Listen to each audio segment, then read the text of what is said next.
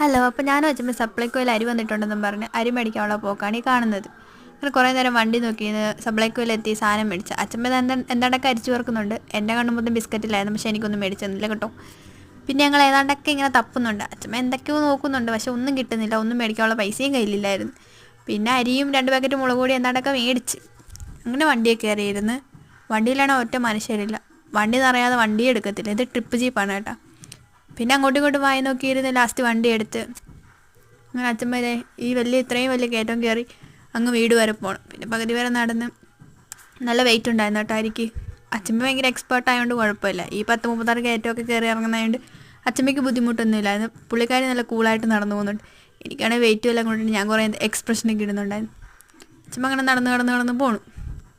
ഇത് കാണുന്നത് പണ്ടത്തെ ഞങ്ങളുടെ തോടാണ് കേട്ടോ. ഇപ്പം ഇതിനകത്ത് വെള്ളമൊന്നുമില്ല കേട്ടോ, കണ്ടില്ലേ?